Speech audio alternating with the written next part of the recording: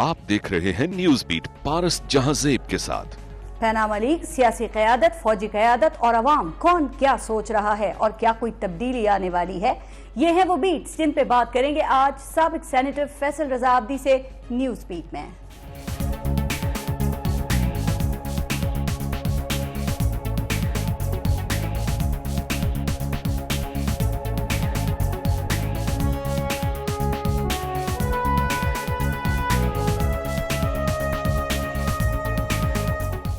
कहा जाता है कि वो दिन गुजर गए जब हुक्मरानों का जीना मरना मुल्क कौम के साथ होता था। अब तो दौलत पाकिस्तान से बाहर, असासे पाकिस्तान से बाहर, कारोबार पाकिस्तान से बाहर, तालीम पाकिस्तान से बाहर, इलाज भी पाकिस्तान से बाहर, लेकिन सिर्फ और सिर्फ हुकूमत, सियासत, इक्तदार की रस्साकशी पाकिस्तान के अंदर। चूंकि शायद पाकिस्तान और पाकिस्तानी अवाम इसी के लिए बने हैं। इस अवाम को ना अच्छी मनसूबाबंदी की जरूरत है और ना ही हर वक्त मुल्क में रहने वाले हुक्मरानों की। कहा जाता है कि ये अवाम नहीं है, शनाख्ती कार्ड्स हैं जिनकी जरूरत सिर्फ वोट डालने के वक्त पड़ती है और इसके बाद सब अपना है जब तक नए इलेक्शन सर पर ना आ जाएं। कहा यह भी जाता है कि जो कौम केमिकल मिला दूध पी रही हो, गंदे पानी में उगी सब्जियां खा रही हो, मरी हुई मुर्गियां और गधे का गोश्त खरीद रही हो और अपने हाल में मस्त हो, वहां बैरून मुल्क पैसों की मुंतकली या ऑफशोर कंपनीज के कयाम पर कौन एतराज कर सकता है।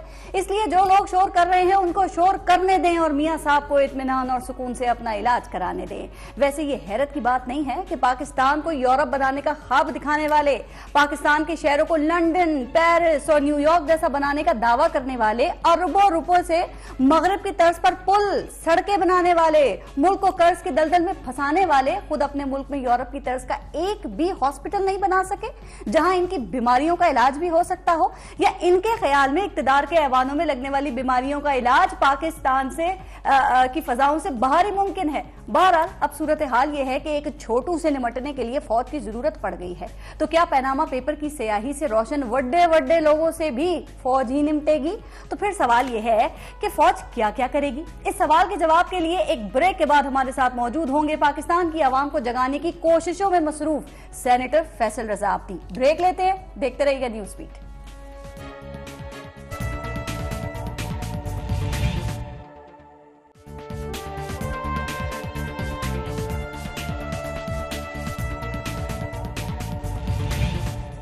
फैसल रजा अब्दी साहब, अस्सलाम वालेकुम और बहुत शुक्रिया आपने प्रोग्राम के लिए वक्त निकाला। जी शुक्रिया मेरी बहन, आपका भी और आपके इदारे का भी कि आपने मौका जी। अच्छा फैसल साहब, पैनामा पेपर्स पर हुकूमत कमीशन बना रही है और खबर यह है कि जो कमीशन की सरबराही है वो रिटायर्ड जस्टिस सरमद जलाल उस्मानी करेंगे, उनको दी जाएगी। सवाल यह है कि क्या इस कमीशन से आपके ख्याल में कुछ निकल सकता है? इंसाफ के तकाजे पूरे हो सकेंगे? क्या ये कमीशन शरीफ खानदान की दौलत का हिसाब ले सकेगा? मैं आपको ये वाजे करता चलूं, आईनी तौर पे और कानूनी तौर पे ना ये रिटायर्ड जज के जेर सरबराही कमीशन बन सकता है, ना ही चीफ जस्टिस की सरबराही में कमीशन बन सकता है। उसकी वजह यह है कि इस केस का 1999 में ये शुरू हुआ और 2000 में इसको PLD 2000 जिसको कहते हैं, Zafar Ali Shah versus federation of Pakistan, ये केस ऑलरेडी पाकिस्तान में चल चुका है। इस पे तमाम इन्वेस्टिगेशंस हो चुकी हैं और इसके ऊपर BBC पे जो एक मबनी रिपोर्ट है उसको खुद PLD 2000 के अंदर सुप्रीम कोर्ट ने हिस्सा बनाया। इस फुल बेंच की सरबराही इरशाद हसन खान साहब चीफ जस्टिस कर रहे थे और इस बेंच के अंदर इफ्तिखार मोहम्मद चौधरी भी मौजूद थे जिन्होंने नवाज शरीफ साहब की कन्विक्शन के ऊपर फैसला दिया। अच्छा, ना सिर्फ कन्विक्शन पे फैसला दिया, 20 करोड़ रुपए जुर्माना आयद हुआ, 14 साल उनको कैद लगाई गई और 21 साल के लिए दोनों मियां साहिबान नाअहल करार पाए। वो तो तैयारा हाईजैकिंग। इसके बाद परवेज मुशर्रफ साहब तशरीफ लाए। नहीं, वो ये है PLD 2000 और इसके अंदर सिर्फ तैयारा हाईजैकिंग केस नहीं था, बल्कि इसके अंदर मैं आपको वाजे करता चलूं कि इसके अंदर टोटल ये हैं 17 केसेस हैं। ये एक केस नहीं है, ये 17 केसेस पे मुश्तमिल सजा थी जिसके अंदर पाकिस्तानी बैंकों से 6146 मिलियन यानी 6 अरब रुपए का कर्जा हासिल किया गया झूठ बोलकर और फिर उसको गबन किया गया, उस कर्जे को वापस नहीं किया गया और बैंकों को धोखा दिया गया। इसके अलावा 20,000 केनाल एराजी का केस था, मुख्तलिफ उसके अंदर तैयारा हाईजैकिंग केस भी था, उसके अंदर कार स्कैंडल केस भी था, मुख्तलिफ केसेस थे। तो सारी चीजें तो सामने आ चुकी हैं और इसके ऊपर ऑलरेडी अदालत का फुल बेंच फैसला दे चुका है। 2009 जुलाई 30 तारीख जो नुक्ता आप उठा रहे हैं, क्या ये बाकी लोगों को नहीं पता है? मियां साहब के इतने मुखालफीन है, किसी ने ये पॉइंट नहीं रेज किया, किसी ने बात नहीं की जो आप कर रहे हैं, क्यों नहीं कर रहे बाकी? बल्कि मैं आपका कल शो देख रहा था, उसमें मुशाहिदुल्लाह खान साहब आपके साथ बैठे थे और उन्होंने ये कहा था कि मुशर्रफ दौर में हम बाइज्जत तौर पे कोई चीज साबित नहीं हो सकी, तो उनकी मैं आगाही के लिए ये बताता चलूं कि एक बार PLD 2000 उठा के देखिए, उसके अंदर बाकायदा तमाम केसेस प्रूव हुए और उसकी ऑथेंटिसिटी ये है कि आज से अपना दिसंबर 2014 में शहबाज शरीफ ने 5 अरब रुपए नेशनल बैंक को वापस किए, जिसका letter of thanks national bank के ने शहबाज शरीफ को लिखा, जो कि ऑन रिकॉर्ड मौजूद है। अगर आप मेरे सामने होती तो मैं आपको ये पढ़ाता। अब एक चीज गबन तो क्लियर हो गया, गबन तो साबित हो गया कि बैंकों को धोखा दिया गया था और वाकई बैंकों का पैसा हजम कर लिया गया था। तो ये वो पैसा था जब मियां साहब यहां से तशरीफ ले जा रहे थे, तो इनसे ये पूछा जाए कि ये जो इसहाक डार का स्टेटमेंट दिखाया जाता है, ये आखिर किस अदालत के अंदर पेश किया गया? ये जो टैक्सेशन के गोशवारे दिखाए जाते हैं, ये कहां पेश किया गया? ऑफ कोर्स इसहाक डार साहब जो है वादा माफ गवाह बने थे और उन्होंने तमाम सबूत और मनी लॉन्ड्रिंग के तमाम जराओं को सुप्रीम कोर्ट को आगाह किया था, जिस पर स्टैंड करते हुए फुल बेंच ने यह फैसला दिया था। तो एक चीज जो सुप्रीम कोर्ट में चल चुकी है, जिसके ऊपर 30 जुलाई 2009 को रिव्यू पिटीशन खुद मियां साहब फाइल कर चुके हैं, तो अब ये कैसे मुमकिन है कि उसके ऊपर कमीशन बने? एक सुप्रीम कोर्ट के फुल बेंच के ऊपर एक रिव्यू तो फाइल की जा सकती है सुप्रीम कोर्ट अज खुद। तो आप किसी भी कानूनी माहिर, मेरे आपके प्रोग्राम खत्म होने के बाद आपका कोई भी कानूनी माहिर अगर हमें गलत समझता है या हमारे दलाइल में कोई नुक्स है, तो वो टेलीविजन पे आके हमें आगाह करे, हमें गाइड करे। हमारा देखें कोई हम कोई वकील तो नहीं है। जी वैसे क्या ये पनामा जो देखिए, मैं आपको इसमें फैसल आजादी साहब, ये इतना पेचीदा है कि इस पे कमीशन बने, इस पे तहकीकात बनाया जाए, तहकीकात की जाए, या इतना सादा है कि चाहते हुए भी शरीफ फैमिली इसको छुपा नहीं पा रही है? नहीं, मैं आपसे ये अर्ज कर रहा हूं कि इसमें कमीशन की जरूरत क्या है? ये तो अंधेर नगरी के अंदर डालने वाली बात है कौम को। जब 21 साल की नाअहली इसमें मियां बरादरान को हो चुकी है, तो मुशर्रफ साहब उसकी सजा भी माफ कर सकते थे, उसका जुर्माना भी माफ कर सकते हैं। लेकिन जो एक कन्विक्ट हो चुका है आदमी, एक तो वो इलेक्शन नहीं लड़ सकता और दूसरा कि वो 21 साल के लिए नाअहल हुआ है, तो वो 2021 के अंदर जो है फिर अब असेंबली के इंतखाबात में आ सकता है। ये तो कानूनी नुक्ता है हमारा। इसके ऊपर आ जाए बार कौंसिल एसोसिएशन जितनी भी हैं, सुप्रीम कोर्ट बार आ जाए, लाहौर बार आ जाए, सिंध बार कौंसिल आ जाए और आके हमें गलत साबित कर दे। लेकिन मैं आपको आपकी आगाही के लिए आज एक बात और बताता चलूं। 1 अप्रैल या 30 मार्च को बाकायदा नैब ने इलेक्शन कमीशन को 2013 में यह आगाह किया था कि दोनों मियां साहिबान जो हैं वो डिफॉल्टर हैं और इनको इलेक्शन लड़ने से रोका जाए। तो आपका इदारा एक तरफ तो इनको रोक रहा था इलेक्शन लड़ने से, जबकि सुप्रीम कोर्ट जो उस वक्त इलेक्शन को हेड कर रही थी इफ्तिखार मोहम्मद चौधरी की सरबराही में, उन्होंने इस चीज को ग्रे एरिया में फेंकते हुए मियां साहिबान को इलेक्शन लड़वाया, ना सिर्फ जितवाया बल्कि देके हुकूमत में पहुंचा। बहरहाल वो हुकूमत में है, लेकिन अब सवाल यह है कि आपके ख्याल में ये जो मनी ट्रेल है शरीफ फैमिली की, इसको बताने में हर्ज क्या है? इसमें क्या ऐसी खुफिया बात है जो ये बताना नहीं चाह रहे या बताया नहीं जा रहा? आपने कौन से खिताब सुना था ना मियां साहब का, उन्होंने भुट्टो साहब के मुजालिम और जमहूरियत के लिए अपनी कुर्बानियां सब गिनवा दी, लेकिन ये नहीं बताया कि सऊदी अरब में पीतल से सोना बनाने का फॉर्मूला कहां से मिला। ये तमाम उसी वक्त की तो मनी लॉन्ड्रिंग है ना। देखें, आप जो केस डिस्कस कर रहे हैं ये तो 1990 से पहले के और उसके 1999 के पहले के हैं और इसके ऊपर 2000 के अंदर ये आपकी सुप्रीम कोर्ट में ट्रायल हुआ, फॉरेंसिक ऑडिट हुआ। इसके अंदर तमाम कानूनी माहिरीन ने और मुआशी माहिरीन ने इसके अंदर अदालत के सामने पेश होकर गवाहियां दी। तो एक चीज तो साबित हो चुकी है, यहां से मनी लॉन्ड्रिंग हुई थी। तो इसमें तो अब कोई दो राय नहीं है कि इसके ऊपर कमीशन बनाने की बात गैर जरूरी है। लेकिन मैं आपको एक बात आगाह करता चलूं कि असल मसला कुछ और है। मसला ये नहीं है, मसला ये है कि अरब के अंदर बढ़ते हुए दाश के असर और रसूख ने तमाम वहां के बिजनेसमैन को ये सोचने पे मजबूर किया कि अब वो दुबई और सऊदीया और कुवैत से हिजरत कर जाएं। तो अभी हाल ही में जो पैसा ट्रांसफर किया गया लंदन में, अब इन हुक्मरानों को ये मसला है कि अगर ये तमाम मनी लॉन्ड्रिंग सामने आ गई तो फिर as per the law of international scenario इनके तमाम माली मामलात को जब्त कर लिया जाएगा, इनकी जायदाद को जब्त कर लिया जाएगा, इनका जितना पैसा बैरूनी बैंकों में पड़ा है जब्त कर लिया जाएगा। ठीक, मसला यह है कि आपने भी प्रोग्राम के शुरू में भी बात की और नून लीग का भी मौकफ यह है कि देखें जो भी मामला इस वक्त सामने है इसमें मियां नवाज शरीफ का नाम नहीं है, उनकी औलादों के नाम है और वो औलादे उनके बेटे वो 20-20, 25-25 साल से इस मुल्क से बाहर हैं। इस मुल्क का कानून उन पर अप्लाई नहीं करता और वो अपनी सफाई देने के लिए तैयार है। फैसल आजादी साहब पे आप क्यों तनकीद कर रहे हैं मियां नवाज शरीफ पे? इससे पहले भी यही मामला था वो अरसलान इफ्तिखार का और आपने तनकीद की भरपूर तरीके से इफ्तिखार चौधरी पर। तो हमेशा या हर दफा आप गलत आदमी को टारगेट क्यों करते हैं सर? नहीं, इसलिए कि दोनों तरफ झूठ था। इफ्तिखार चौधरी साहब ने भी झूठ बोला कि उनके पास ना घर है ना बंगला है और उन्होंने हाउस बिल्डिंग से लोन लेके अपने बेटे का वलीमा किया, तो वो उसकी बेस थी। मैंने अरसलान इफ्तिखार के कारोबार को नहीं बल्कि इफ्तिखार चौधरी के दौरान समात बोले जाने वाले तमाम झूठ को रिकॉर्ड करके और पूरा केस फाइल किया था सुप्रीम जुडिशल काउंसिल में भी और पार्लियामेंट में भी। दोनों तरफ से मुझे इंसाफ नहीं मिला। पार्लियामेंट में आपके पास वो रिपोर्ट महफूज है, जब चाहें आप उसको। सर लेकिन अरसलान इफ्तिखार की बात हुई तो आज एक अपनी नाकामी का तो एतराफ कर लें फैसल रजा अब्दी साहब कि आप अरसलान इफ्तिखार को सजा नहीं दिलवा सके। आप कितनी आपने दावे किए थे, वो मोटी मोटी फाइलें बना ली थी, क्या हुआ? आजाद है आज अरसलान इफ्तिखार? मैं भी तो बहती गंगा में बह रहा हूं ना। आप मुझे दरियाए रावी में गिरा के पानी की मुखालिफ सिंध में नहीं चला सकते ना। आप मुझे बता दें 65 साल में कोई एक फैसला आप दिखा दें जो इन अदालतों ने किया हो तो मुझे भी इंसाफ मिल जाता। ये पार्लियामेंट जब अपने पार्लियामेंटेरियन को इंसाफ ना दे सके तो मेरा इंसाफ तो वहां रिकॉर्ड पे पड़ा हुआ है ना, उसको सिर्फ पब्लिक करें, आपको पता चल जाएगा कि मैं गलत था या इफ्तिखार चौधरी साहब गलत थे, तो वो आपके सामने आ जाएगा। लेकिन अगर बजौर ताकत आप इंसाफ ही रोक के रखेंगे तो फिर हमारा इंसाफ के इदारों से एतमादी खत्म हो गया। इसलिए हमने जमहूरी मार्शल की एक कंपेन चलाई और अल्हम्दुलिल्लाह जमहूरी मार्शल को यानी मिलिट्री कोर्ट को आइन का हिस्सा बनवा ही लिया। निजाम भी हम चलवा ही लेंगे। लेकिन मैं आपको बताऊं कि मियां साहब का असल इश्यू यह है कि जिस वक्त उनके साहबजादे बाहर गए वो तो उस वक्त तक तो उनके शनाख्ती कार्ड की भी उम्र नहीं थी, तो वो कारोबार कहां से शुरू करते, जबकि उनके वालिदैन के यहां पर बिजनेस के अंदर कहीं पर भी टैक्स गोशवारों में उनकी मालियत तय नहीं थी। उन्होंने तो अपने आप को बैंक्स के अंदर भी जो है वो बैंक क्लैप्स जो है वो शो किया था। तो अब वो जो रकम जो इसहाक डार ने बाहर भिजवाई थी उसी से तो हुसैन नवाज और हसन नवाज ने कारोबार शुरू किया ना।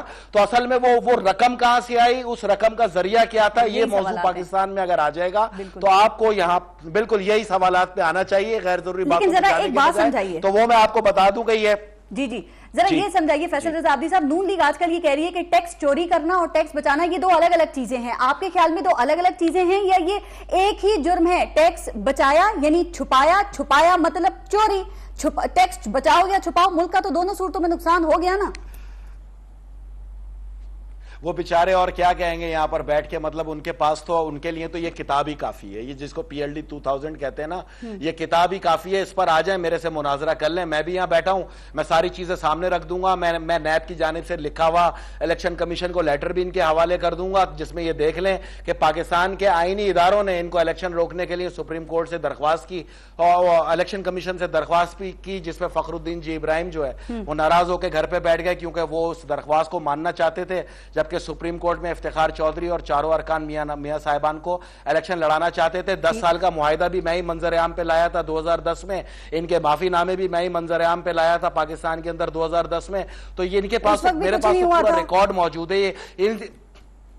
तो पाकिस्तान में तो कभी भी कुछ नहीं होगा ना। पाकिस्तान में मियां नवाज शरीफ, मौलवी अब्दुल अजीज, पाकिस्तान में मियां नवाज शरीफ, मौलवी अब्दुल अजीज और इफ्तिखार चौधरी के लिए कोई कानून ही नहीं है। कानून तो इन शख्सियत के बाद शुरू होता है। कानून तो है सारा यहां पर सुइज अदालतों के लिए, कानून तो है सारा यहां पर दहशतगर्दों को छोड़ देने के लिए, कानून तो सारा यहां पर है चोरों को लटकाने के लिए, कानून सारा यहां पर है 10,000 का बिल जो ना जमा कराए उसको इलेक्शन से रोक देने के लिए, जिसके 6 अरब रुपए का डिफॉल्टर एक आदमी, कन्विक्टेड आदमी जिसको आपकी सुप्रीम कोर्ट ने कन्विक्ट किया, जिसको इफ्तिखार चौधरी ने पाकिस्तान के अंदर गबन और डाकू करार दिया, अगर आप उसको इलेक्शन लड़ाएंगे तो मेरी बहन मैं आपसे मुत्तफिक हूं, कानून है ही नहीं पाकिस्तान में, इंसाफ है ही नहीं पाकिस्तान में। ये तो पोगोलैंड है, ये तो पाकिस्तान है जी। अच्छा, इस सूरत हाल में फिर क्या नून लीग की हुकूमत कुछ मुश्किलात का शिकार आपको नजर आ रही है जो सूरत हाल आपने बताई, और क्या इमरान खान और पीपल्स पार्टी या ये दोनों मिलकर मौके से फायदा उठाने की पोजीशन में लग रहे हैं, उठा सकते हैं? देखें अभी तो तमाम सियासतदान लंदन में मौजूद हैं और मैं आपको ये बताता चलूं कि अब पैनामा लीग जो है वो, देखें आप अपनी एक सहाफत करती हैं, हम और आप इस चीज पे मुत्तफिक हैं कि सहाफत में येलो जर्नलिज्म है, इस बात को तो आप मानती हैं। बिल्कुल। तो अब हमने कहीं ये नहीं, अभी हमने कभी ये नहीं कहा कि पाकिस्तानी सहाफत में येलो जर्नलिज्म है, बल्कि पूरी दुनिया की सहाफत में येलो जर्नलिज्म है। तो अब तक की सहाफत की तारीख की सबसे बड़ी ब्लैकमेलिंग जो है ना, ये पैनामा लीक्स की सूरत में सामने आई है, जिसमें पाकिस्तान भर के सियासतदानों ने लंदन यात्रा की है। कुछ लोग अपने आप को बचाने के लिए गए हैं और कुछ लोग आने वाली सूरत हाल के अंदर मुतवक्को नाम आने की वजह से वहां पर मौजूद हैं, जिसके अंदर मुख्तलिफ लेकिन सर मसला ये आप सही कह रहे हैं कि सभी इस वक्त लंदन में मौजूद हैं, पता नहीं किससे वहां मुलाकात हो जाए, इसके बाद कौन सा मीसाक सामने आ जाए, कौन सा नया लंदन प्लान सामने आ जाए। लेकिन फैसल रजा अब्दी साहब, क्या आसिफ अली जरदारी इस पोजीशन में है कि वो मियां नवाज शरीफ की कोई मदद कर सकें? हालांकि दोनों जानिब से तरदीद हो रही है कि मुलाकात नहीं होगी, लेकिन आपको पता है ना सियासत की रियलिटी, पहले तरदीद होती है, बाद में तस्दीक होती है। देखें ना, पाकिस्तान के अंदर है तो निज़ाम पार्लियामेंट का ना। अभी हाल ही में आपने गौर से देखा होगा, देखें आप, आसिफ जरदारी साहब की और नवाज शरीफ की मुलाकात को यहाँ डिस्कस किया जा रहा है, जो गैर जरूरी है। अच्छा। मुलाकातें तो इनमें होती रहती हैं। जब पिछली तहरीक इमरान खान ने शुरू की थी तो उस वक्त जरदारी साहब खुद रायवंड तशरीफ ले गए थे नवाज शरीफ साहब को बैक करने के लिए। अब चूंकि वो पाकिस्तान नहीं आ सकते, इसलिए मियां नवाज शरीफ वहां तशरीफ ले गए जरदारी साहब से मुलाकात करने के लिए। तो ये कॉम्बिनेशन तो बनता हुआ नजर आ रहा है, चूंकि अल्ताफ हुसैन साहब भी वहीं पर मौजूद हैं, तो ये कॉम्बिनेशन अभी सामने आ जाएगा। मैंने, याद होगा 2013 से आपको, चूंकि आपके प्रोग्राम्स मैंने बहुत ज्यादा किए थे और एक एक वक्त के अंदर वो रिकॉर्ड है, मैंने आपसे ये कहा था कि एक वक्त पाकिस्तान में ऐसा आएगा कि तमाम सियासी जमातें जमहूरियत को बचाने के लिए मैदान में आएंगी। तो वो वक्त आ गया है और 24 अप्रैल ही वो दिन है जिसमें सर आप कह रहे हैं तमाम जमातें आ गई है मैदान में। फैसल रजा अब्दी साहब, यहाँ तो ये जो अपोजिशन की जमातें, इनमें इनके तो बयानात में इतना फर्क है। आप देखें ना, इमरान खान कह रहे हैं जुडिशल कमीशन बनाओ चीफ जस्टिस की सरबराही में, पाकिस्तान पीपल्स पार्टी में भी एतजाज एहसन कह रहे हैं फॉरेंसिक ऑडिट होना चाहिए, खुर्शीद शाह कह रहे हैं कि पार्लिमानी कमीशन बनाया जाए। कहां इत्तेफाक है, कहां मुत्तहद हैं ये? मैं आपसे अर्ज करूं ना कि ये बिल्कुल मुत्तहद है। मैं आपको 3 चीजें बता रहा हूं, इसको जरा गौर कर लें। पैनामा लीक्स के ऊपर जिनके नाम आ गए हैं वो अपने आप को बचाने के लिए, एड़ी चोटी का जोर लगाने के लिए लंदन में मौजूद हैं, और जिनके आने वाले हैं अब नाम, वो भी लंदन में इसी मकसद के लिए मौजूद हैं। क्योंकि ये तमाम प्रोग्राम ऐसा होगा कि इन्होंने, ये कहते हैं चोर को पड़ गए मोर, मुल्की डाकुओं को पड़ गए इंटरनेशनल ब्लैकमेलर डाकू। अच्छा। ये इन्होंने जितना कमाया है, इनसे इंशाल्लाह 50-50 पे ये मामला तय होगा, और आधी रकम वो ले जाएंगे जो इंटरनेशनल सिनेरियो के अंदर बैठे हुए हैं, जो इन डकैतों से इनकी हासिल करदा 2 नंबर रकम का अपना आधा हिस्सा वसूल करेंगे। ये तो हो गया एक पॉइंट। दूसरा, आपने कहा कि ये कहां एक है, तो उसकी सबसे बड़ी वाज़े मिसाल देखिए, पार्लिमानी निजाम के अंदर आपको ये देखना पड़ता है कि इश्यूज के ऊपर कौन कौन साथ चल रहा है। दिनों आपको याद होगा, आज से तकरीबन 2 महीने पहले PIA में जब 2 मजदूरों का नागयाना कत्ल हुआ, तो उस पे MQM, PTI, पीपल्स पार्टी, खुद PMLN वहां पर इज़हार हमदर्दी के लिए पहुंचे हुए थे और तकरीरें की, इनकी ऑन रिकॉर्ड हैं कि ये PIA की प्राइवेटाइजेशन को नहीं होने देंगे। जबकि पिछले हफ्ते जब PIA का बिल अदालत में पेश किया गया, जब ऑफशोर कंपनीज के ऊपर गर्मा गर्म डिबेट की गई, तो आपने गौर से देखा होगा कि MQM ने भी उस पर वोट किया, PTI ने भी वोट किया, उसपे पीपल्स पार्टी ने भी किया, और PMLN ने भी किया। तो आपकी ये बात गलत साबित हुई कि ये लोग एक पेज पे नहीं है। कौम के इदारों को बेचने के लिए जो पार्टियां एक पेज पर है, दर हकीकत वो जमहूरियत की अलमबरदार जमातें हैं, और जमहूरियत बचाने के लिए एक पेज पर है। अगर इमरान खान या जमात इस्लामी ये इस वक्त लड़के मुख्तलिफ बयान देखिए, क्या कौम को बेवकूफ बना रहे हैं? और यस माय डियर सिस्टर, यही तो मैं आपको बताना चाह रहा हूं। ये मुनाफिक लोग हैं, ये कौम का सौदा कर रहे थे। इनसे पूछा जाए पाकिस्तान के अंदर तमाम सियासी जमातों से कि PIA तुम्हारे बाप की मिल्कियत है जो तुमने बेची है, स्टेट बैंक के अंदर उसके बेचने के एवज आया हुआ पैसा कौम को रिकॉर्ड पे ला के दिखाओ। तुम हमें कौम को यह बताओ कि पाकिस्तान का यह इदारा जो 2000 अरब की मालियत का इदारा है, इसको कितने में बेचा गया है और इसको किसके हवाले किया गया है। तुम ऑफशोर कंपनियों पर गर्मा गर्म डिबेट करने वाले तुम लोग मुनाफिक हो। तुमने कौम से झूठ बोला, क्योंकि ठीक 1 घंटे बाद तुमने एक ऑफशोर कंपनी के हवाले पाकिस्तान के इदारे को करके कौम के माथे पे कलंक का टीका लगाया। और खास तौर पे पीपल्स पार्टी को मैं बताता चलूं, तुम्हारी सियासत के 2 महवर थे, एक किसान था, एक मजदूर था। किसान तुमसे पहले ही नाराज है जो तुमने चावल की फसल के अंदर उनको धोखा दिया, और मजदूरों ने तुम लोगों पर लानत की जो तुमने मजदूरों के खून का सौदा किया, खुलेआम नवाज शरीफ को वोट देके और उसकी निचकारी को वोट देके। यह हकीकत है और यह मुनाफिकत है। अब मजदूर इस पे ना बोले तो मैं क्या कर सकता हूं? लेकिन एक बात बताएं, आपने पीपल्स पार्टी का जिक्र किया, इसलिए आपने पीपल्स पार्टी का जिक्र किया। फैसल रजा अब्दी साहब, ये पीपल्स पार्टी की असल आवाज है कौन? ये एतजाज एहसन है या खुर्शीद शाह हैं? दोनों के बयान तो अलग हैं, लेकिन आपके ख्याल में कौन आवाज है सर? आप मेरी बहन अगर गौर करें तो PIA का बिल आने से पहले एक गर्मा गर्म डिबेट हुई पार्लियामेंट के अंदर ऑफशोर कंपनीज पे। ऑफशोर कंपनी, तो जो चाहे वो एतजाज एहसन हो या खुर्शीद शाह हो या कोई भी MQM का रहनुमा हो, जो ऑफशोर कंपनियों पे चीख रहा था, शोर कर रहा था, कौन से झूठ बोल रहा था, उसी ने ऑफशोर कंपनीज के ऊपर 1 घंटे बाद वहीं पे वोट दिया। क्या कौम इनका गिरेबान पकड़ के पूछेगी कि अब तुम्हें ऑफशोर कंपनियां याद नहीं आई? तुम ऑफशोर कंपनियों पे सियासत करने वालों, ऑफशोर कंपनियों के हाथ में बगैर कुछ लिए दिए 1 रुपया आपके अकाउंट में नहीं आया और 2000 अरब का इदारा आपने उठा के एक ऑफशोर कंपनी को दे दिया। वो ऑफशोर कंपनी है एचडीएस ग्रुप, जो इसहाक डार, बमा नवाज शरीफ और धाबी ग्रुप यानी इत्तेहाद एयरलाइन, इसके हवाले कर दिया। अगर कोई इधर उधर कोई तुर्की, कोई टीके पीके होता है या कोई ईरान का को दी जा रही होती तो आप देखते हैं यहाँ पर एडिटोरियल कैसे चीख रहे होते हैं। फिर ये ऐसे लोग किस मुंह से ये नून लीग की तहकीकात का मुतालबा कर रहे हैं? फिर मतलब आपका इतना खूबसूरत इंट्रो था, आपने खुद इस अवाम के बारे में बताया। देखें, मेरी पूरी 8 साल की रिसर्च के अंदर मैं एक चीज का कायल हो गया कि ये अवाम नहीं जागेगी। ये अवाम 2 ही सूरतों में जागती है, या इसका कोई पैसा छीन ले या इससे कोई जान छीन ले। फिर इसको फौज याद आना शुरू हो जाती है, फिर ये चीखना शुरू हो जाती है। जब इससे कोई भत्ता ले तो इसको रेंजर याद आ जाती है, जब इसके यहाँ लाश आए तो इसको फौज याद आ जाती है। तो मतलब इस अवाम को सफर करने दें यार, ये समझने वाले लोग ही नहीं है। इनका टोटल माइंडसेट इनके घर के अंदर है। ये घर को पाकिस्तान और रियासत समझते हैं, ये अपने माल को कौम की दौलत समझते हैं। मतलब इनको मैं बताते हुए हो गया कि यार स्टेट बैंक के ऊपर इतना बड़ा अलमिया हो गया कि मैं पाकिस्तान के बैंक से लोन लूं तो 8% में वहां पे इंटरेस्ट दूं लोन। तो और अगर इस्लामी बैंक जिसको 1000 रुपए में केएसबी बैंक दे दिया, वो अरबों रुपए का लोन ले तो उसको 0.01% मार्कअप के ऊपर लोन दिया जा रहा है। और खुद स्टेट बैंक का गवर्नर जो है वो धोरी शहरियत का हामिल है, तो कुछ चीखने के लिए, बोलने के लिए तैयार ही नहीं है। तो पाकिस्तान के अंदर मैं भी चीख के क्या।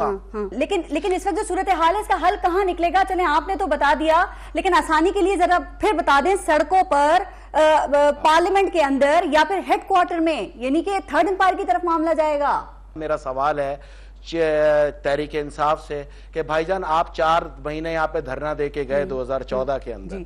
2014 में आपके सामने पार्लियामेंट भी थी और यही अदालत भी थी, और उस वक्त भी एक कमीशन बना था सिर्फ 4 हलकों के लिए। तो जरा पहले तो आप बता दें कि आपने पिछले कमीशन से क्या रिजल्ट ले लिया, जो अब ये नई टोपी कौम को आप पहनाने के लिए आ रहे हैं, उसी अदालत के अंदर फेंकने के लिए आ रहे हैं। तो जब आप पिछला ही इंसाफ नहीं ले सके 4 हलकों का, जिसके अंदर 2 हलकों का रिजल्ट अभी पेंडिंग है, उसका टाइम पूरा हो चुका है, ख्वाजा साद रफीक और ख्वाजा आसिफ का। तो सबसे पहले तो आप ये 2 फैसले लेके आए कौम के सामने, क्योंकि 4 महीने आपने यहां कौम को बेवकूफ बनाया और यहां पर जो है गिटार बजा के और गाने सुना के आप यहां से निकल गए।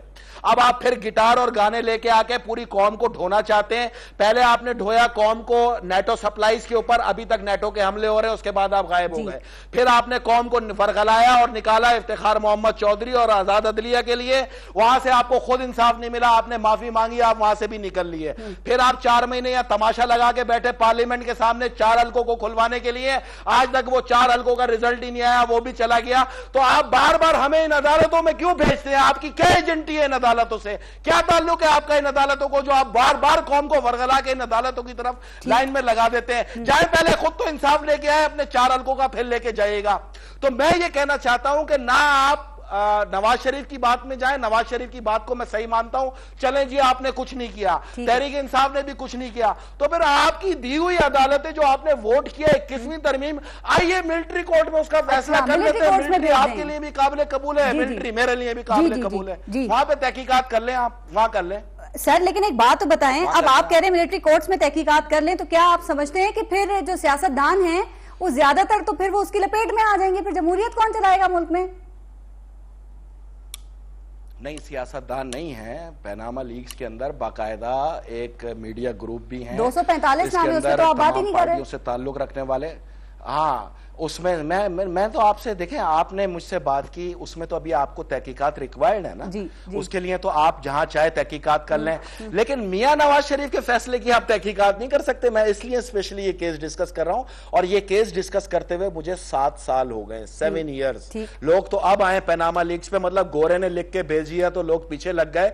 हम तो चीख चीख के मर गए यार, हर प्रोग्राम के अंदर हमने इसके ऊपर गुफ्तगू की है, और आपके तो हर प्रोग्राम में की है। ब्रेक लेनी। अभी आपने पैनामा का जिक्र किया ना, सिर्फ एक बात और बता दें, आपने कहा कि कुछ मजीद नाम सामने आएंगे, कुछ बता सकते हैं कौन कौन से नाम होंगे? वो हो सकते हैं बेइंतहा। नहीं, ये टोटल तकरीबन अभी 1 लाख लोगों के नाम पूरी दुनिया में सामने आए। अभी तकरीबन 3 से 4 लाख लोगों के और नाम सामने आए। नहीं, मैं सबके नहीं, पाकिस्तान के हवाले से पूछ रही हूँ। आपने कहा ना कि जिनके नाम आए वो कुछ तो बचाने के लिए चले गए लंदन, और कुछ यहाँ पर है, अभी उनके नाम आएंगे, तो उनमें कुछ प्रोमिनेंट हैं जिनके नाम पता हो आपको आ सकते हैं? आप ब्रेक लेके, हाँ मैं आपको इशारतन बता दूं, मुखय्यर इदारों के जरिए जो यहां पर पैसा वसूल करके सियासत कर रहे हैं या दहशतगर्दों को सपोर्ट कर रहे हैं, उनके नाम अब आने वाले हैं, उनके नाम आने वाले हैं। ठीक, मैं ब्रेक लेती हूँ, जरा मजीद फिर इस पे बात करते हैं। 10%। ठीक है, ब्रेक लेते हैं, देखते रहिएगा news beat.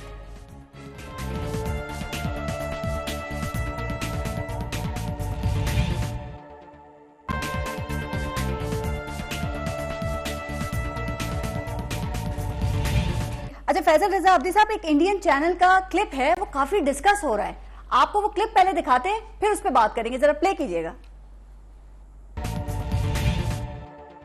We are concerned with issues in Pakistan. We are concerned with issues in Pakistan because our government has invested in Nawaz Sharif. It has invested a lot of political and diplomatic capital in Nawaz Sharif. And if Nawaz Sharif is moved out of the narrative, then the entire narrative changes to the kind of obstruction that we are seeing with the Pathankot probe. Faisal Raza Abdi साहब, ये एक talk show में Indian parliamentarian गुफ्तगू कर रहे हैं और पता नहीं इल्जाम लगा रहे हैं या इंकिशाफ कर रहे हैं कि भारत ने पॉलिटिकल और डिप्लोमेटिक कैपिटल इन्वेस्ट किया है मियां नवाज शरीफ पे। क्या आप समझते हैं कि भारत अपने किसी मकसद के उसूल के लिए मियां नवाज शरीफ पर इन्वेस्टमेंट करेगा, और वो क्या इन्वेस्टमेंट हो सकती है?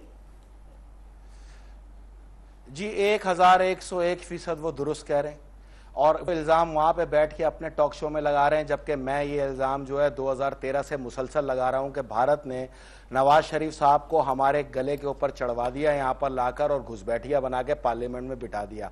और इसके पीछे सिर्फ भारत नहीं है, अरब इसराइल एक पूरा माइंडसेट है। और मैंने आपसे कहा था कि 2016 के अंदर ये फैसला होना है कि आया हमने ईरान, चाइना और रशिया के साथ खड़े होना है या अरब, भारत, इसराइल के साथ खड़ा होना है। तो वो इन्वेस्टमेंट कौन सी है वो सोचें आप। वो इन्वेस्टमेंट है 10 अरब डॉलर की TAPI, Turkmenistan, Afghanistan, Pakistan and India gas pipeline, जिसमें इंडिया ने जॉइंट बनना था। इंडिया ने नवाज शरीफ पे मुकम्मल इन्वेस्टमेंट की उस टापी के ऊपर और रातों रात एक खाका 2013 में बना। 10 अरब डॉलर की लागत से ये सबसे बड़ी इन्वेस्टमेंट थी जो इंडिया ने मियां साहब के ऊपर रखते हुए और तुर्कमानिस्तान के ऊपर जाके मुआहिदा किया। जो गैस पाइपलाइन बिछनी है उसके ऊपर जिंदाल और मिठल ग्रुप के साथ मियां साहब के बाकायदा शराकती मुआहिदे मौजूद हैं ऑन रिकॉर्ड। तो यहां पर वो तमाम स्टील का बनना, वो स्टील की पैदावार, इसलिए स्टील मिल को प्राइवेटाइज करके मियां नवाज शरीफ पीआईए की तरह एक बार फिर हड़प करना चाहते हैं और फिर ये डकार भी नहीं लेंगे, फ्री में पूरी स्टील मिल ले जाएंगे। 46 अरब डॉलर का। मुशाहिदुल्लाह साहब, कल आपने देखा था ना शो, अभी आपने कहा मुशाहिदुल्लाह खान साहब कह रहे थे कि मियां नवाज शरीफ की हुब्बुल वतनी पर शक नहीं किया जा सकता, वो शक से बालातर है और कह रहे पाकिस्तान के लिए तो पूरी दुनिया से टक्कर ले ली मियां नवाज शरीफ ने, वो एटम बम जो किया चलाया। यार यार यार यार ये कौन सी टक्कर ले ली, वो तो आपकी फौज ने जो है फौरन ब्रेकअप करके उस एटम बम को चलाने का जो है वो किया। हालांकि उसके बाद इन्होंने क्या किया, इन्होंने एक और मुआशी एटम बम चला दिया, कर्ज उतारो मुल्क सवारो। इनसे कहें जरा वो रिकॉर्ड लेके आ जाओ, वो पैसा किधर है। अरबों खरबों रुपए की जो यहाँ पे रिकवरी हुई थी, उससे तो पाकिस्तान का कर्जा 6 बार उतर जाना चाहिए था, तो कर्जा उसके डबल करके चले गए ये जाते हुए। तो पाकिस्तान के अंदर इन्होंने कौन सी ये आजकल नई ये बात कर रहे हैं सी पैक की वजह से। अरे बाबा तुम्हारे को क्या पता सी पैक पी पैक क्या होता है? असल नाम है इस प्रोजेक्ट का गवादर मेगा ऑयल सिटी, जिसका रिसर्चर मैं रहा हूं। 2010 से जब मैं बताता था कि खंजराब से लेके गवादर तक 2 वे मोटरवे और बुलेट ट्रेन लगेगी, तो तुम लोग मुझे कहते थे मैं नशा करके आता हूं और झूठ बोलता हूं टीवी पे बैठ के, और फिर वही काम कर रहे हैं। अरे ये सी पैक या गवादर मेगा ऑयल सिटी की जिद है, टापी करके इन्होंने इंडिया को मजबूत किया, ईरान गैस पाइपलाइन को खत्म करके इन्होंने चाइना को कमजोर किया। ये बैनुल अक़वामी एजेंडे के ऊपर चलने वाले लोग, इनके खिलाफ बैनुल अक़वामी एजेंडे क्यों खड़े होंगे? सवाल ही पैदा नहीं होता। आप मुझे एक बात बताएं, 34 रुकनी इत्तेहाद के अंदर मियां नवाज शरीफ ने ले जाके पाकिस्तान को झोंक दिया, तो पाकिस्तान की पार्लियामेंट के चने खाने के लिए बैठी है, ये पकौड़े खाएगी खाली। इसका फैसला नहीं है करना कि ये 34 रुकनी इत्तेहाद में जाने की बात करे या ना करे।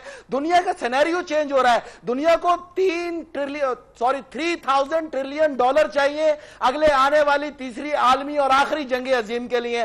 पनामा लीक्स जो है उसकी कलेक्शन का जरिया है। इन डाकुओं से पैसे वसूल करके आने वाली जंग के ऊपर आलमी ताकतें उसको इन्वेस्ट करेंगी। उसके अंदर खुद मियां नवाज शरीफ अपनी जान बचाने के लिए वहां पर पूरी लॉबिंग कर रहे हैं, लंदन में बैठ के, और झूठ बोल रहे हैं कि उनकी तबीयत खराब है। कौन सी तबीयत खराब है यार? अरे हमारे यहां डॉक्टर मर गए, हमारे यहां कोई काबिल डॉक्टर नहीं है, हमारे यहां अगर ये सर्जन इस लायक नहीं है तो इनको फांसी देनी चाहिए सारे सर्जनों को। हमारे यहां अगर कोई इंजीनियर इस लायक नहीं है जो इंफ्रास्ट्रक्चर बिछा सके तो ऐसे इंजीनियरों को बहरा अरब में गरक कर देना चाहिए। हमारे यहां कोई फ्रांसिक एक्सपर्ट नहीं है पाकिस्तान में, हमारे यहां कोई चार्टर अकाउंटेंट नहीं है पाकिस्तान में। हमारे यहां तो जो यहां पर छोटे पैमाने पर जिन्होंने बैंक शुरू किए वो आगे चल के वो पाकिस्तान के मायानाज बैंक करार पाए। आगा हसन आबदी साहब, हबीब ग्रुप यही पाकिस्तान के रहने वाले हैं यार। अगर आपने फ्रांसिक एक्सपर्ट भी अगर लंदन में जाकर तैयार आपको पता है, नूनी कह रही है ये बड़ी घटिया बात है कि उनकी बीमारी पे शक किया जा रहा है। नहीं नहीं नहीं नहीं, मैं शक नहीं कर रहा। उनको बिल्कुल ब्लड प्रेशर की शिकायत थी, उन्होंने ब्लड प्रेशर चेक कराने गए वहां पर। उनको शुगर की शिकायत थी, वो शुगर चेक कराने गए वहां पर। क्योंकि हमारे पास तो ब्लड प्रेशर का आला है ही नहीं, तो वो सही गए बिल्कुल। शरीफ मेडिकल कॉम्प्लेक्स इतना बड़ा बनाया हुआ इन्होंने, उसमें फिर क्या शेर और गीदड़ों का इलाज होता है? अपने बनाए हुए मेडिकल कॉम्प्लेक्स में जो खुद इलाज ना करा सके तो फिर आपको मैं क्या कह सकता हूं। आप मेरी बहन है, बस आप समझ जाए आगे। मैं भी समझ गई, कौम भी समझ गई। अभी आपने सीपैक का जिक्र किया, आपका फेवरेट टॉपिक है, और आर्मी चीफ का आपको बयान भी याद है ना, उन्होंने कहा कि सियासतदान सियासी इख्तिलाफात को तय करें मुल्क के वसीतर मफाद में। क्या ख्याल है कि ये जो है इस बयान को सीपैक के तनाजुर में लिया जाए या जो इस वक्त मुल्क की सियासी सूरत हाल है उसके तनाजुर में लिया जाए? नहीं, ये जब टापी किया ना इन्होंने तो यहाँ पर एक ही फैसला होना था कि आपने किस ब्लॉक में रहना है। तो मियां साहब ने फाइनल फैसला किया बगैर पार्लियामेंट को एतमाद में लिए हुए, और जाके इंडिया, अरब और इसराइल के साथ खड़े हो गए। तो ये जो सीपैक है, जिसको सीपैक तो खैर अभी निकाला इन्होंने नाम, बल्कि ये सियासतदान जो सीपैक पे गुफ्तगू कर रए हैं, 2015 से पहले मुझे इनका कोई एक प्रोग्राम ला दे जो इन्होंने गवादर मेगा सिटी को यहाँ पे या गवादर पोर्ट को डिस्कस किया हो। ये तो मैं ही बताता था ना। तो अब मैं आपको बताऊं कि वो वाहिद जो अब तकिया कर रहा है वो मिलिट्री पे ही कर रहा है, चाहे ईरान हो चाहे चाइना हो। इनके ताउन के बगैर ये मंसूबा मुकम्मल, हाँ, इनके ताउन के बगैर ये मंसूबा मुकम्मल नहीं हो सकता। ठीक है सर, एक बात और, चूंकि आप रॉ पर और भारत पर आप बड़ी सख्त तनकीद करते हैं, और कराची में एक जमात है यानी MQM, उस पर भी कहा जा रहा है कि बैन लगा दिया जाए। ऐसे ही इल्जामात हैं फंडिंग के, रॉ से हिदायत लेती है और रॉ से इनके ताल्लुकात हैं। तो क्या ख्याल है, लगा देनी चाहिए उसके ऊपर पाबंदी? और आपको पता है ना कौन ये मुतालबा कर रहा है?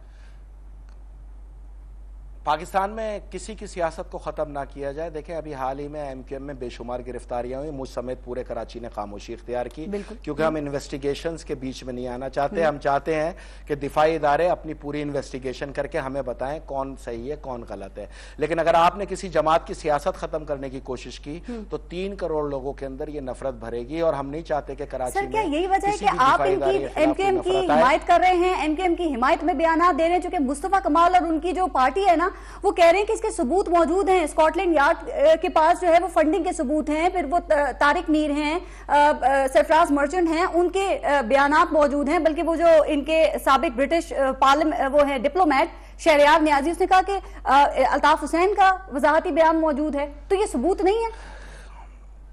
आपके पास 2 मिनट है, मैं इसका जवाब दे दूं आपको जरा खुल के। जी, पहली चीज तो ये कि मैंने MQM की कहीं हिमायत नहीं की, लेकिन जब MQM के 90 पे ऑपरेशन हुआ या उनके घरों के ऊपर सर्च ऑपरेशन हुए तो उन्होंने तस्लीम खम किया कानूनी इदारों के सामने और अपने आप को इन्वेस्टिगेशन के लिए पेश किया। मैंने उनकी उस कानून पसंदी की हिमायत की है। उन्होंने कोई अगर असला निकाल के चलाया होता तो मैं उनकी शूटेड साइट का मुतालबा कर रहा होता। तो अगर कोई कानून के आगे सर झुका रहा है, उसकी मुझ समेत हर मौजिब आदमी को यहाँ पर हिमायत करनी चाहिए, क्योंकि यही जरूरत है कि कानूनी इदारों के साथ ताउन किया जाए। दूसरा, जो लोग ये आए हैं और वो उनसे पूछे कि वो 20 और 30 साल जो MQM में थे, तो MQM की रॉ के रिलेशन जो है वो 20 और 30 साल पे मोहित है। तो आप उनको जरा माफी दे के दिखाओ। जो किरदार फिर MQM के साथ करना तो पहले उनको गिरफ्तार करो, जो JITs के अंदर भी मौजूद है। जो रॉ के सारे काम अल्ताफ हुसैन तो नहीं करता था ना, इन्हीं से करवाता था ना। तो यही तो रॉ है। तो इस रॉ को लाके फूलों के हार डाल के और कबल अज वक्त जमानतें दिला के पाकिस्तान में जो इनको लेके घूमते फिर रहे हैं, उनको शर्म आनी चाहिए। अगर उन्होंने रॉ के साथ यही करना है तो कुलभूषण यादव को भी चाहिए कि सरजमीन पाकिस्तान, क्या नाम है उसका वो पार्टी जो नई आई है, पाक सरजमीन पार्टी, कुलभूषण यादव भी उसमें शमूलियत का ऐलान कर दे। यही अदालत उसको जमानत भी देगी और यही पुलिस उसको सिक्योरिटी भी देगी, क्योंकि इसके पीछे पूरा ये सिंध हुकूमत मौजूद है, ये नवाज हुकूमत मौजूद है। इस तरह आप सियासी जमातों को खत्म नहीं कर सकते। कुलभूषण यादव को चाहिए फौरी तौर पर पाक सरजमीन पार्टी ज्वाइन कर ले। लेकिन वो पाक सरजमीन पार्टी के नुमाइंदे वो कह रहे हैं कि हमारे जमीर जाग गए ना, माफी भी मांग लिया उन्होंने। आप कह रहे हैं अभी भी इनको शामिल तफ्तीश करना चाहिए। मतलब 4000 लोगों को हलाल करवा दिया, 5,000 लोगों के सरों में गोलियां ठोक दी, यहां पे घरों में घुस के अंदर उनकी माओ बहनों के सामने जनाजे निकलवा दिए और वो उनको आयत पढ़ी और वो ईमान ले आए। तो मेरे प्यारे भाइयों, ऐसी आयत इस पाकिस्तानी कौम को भी सुना दो ताकि ये पाकिस्तान के लिए जाग जाए, ये पाकिस्तान के लिए खड़ी हो जाए और पाकिस्तान को बचाने में फौज का साथ दे दे। वो आयत मुझे भी सुना दो ताकि वो आयत सुन के मैं भी ईमान ले आऊं। मेरा भी ईमान हिल गया है भाई, मुझे वो आयतें बताओ जो एक आयत पढ़ते के साथ ही तुम ईमान लाते हो। 40 साल बाद हर मुसलमान यही आयत पढ़ के तो अल्लाह के रास्ते पे चला जाता है। 40 साल पहले जवानियों में ना ये आयतें याद आती हैं पाकिस्तानियों को। ड्राई क्लीनिंग मशीन का बड़ा जिक्र हो रहा है आजकल कराची में, उसका कुछ इल्म है आपको ड्राई क्लीनिंग मशीन का? वो ड्राई क्लीन मशीन मैंने कुलभूषण यादव को दे दिया ना मशवरा के, पाक सरजमीन पार्टी ज्वाइन कर लो, फौरन इंसदाद दहशतगर्दी की अदालत जमानत भी दे देगी। और अगर दुबई से आ रहे होगे तो दुबई से जमानत लेके आओगे इंशाल्लाह। ठीक है, सोचना चाहिए इस बात पे। फैसल रजा आब्दी साहब, बहुत शुक्रिया आपने प्रोग्राम में शिरकत की। टाइम बिल्कुल खत्म हो गया, अपना अपने मुल्क का ख्याल रखिएगा। पारस जहां से को इजाजत दीजिए, अल्लाह ने के बाद।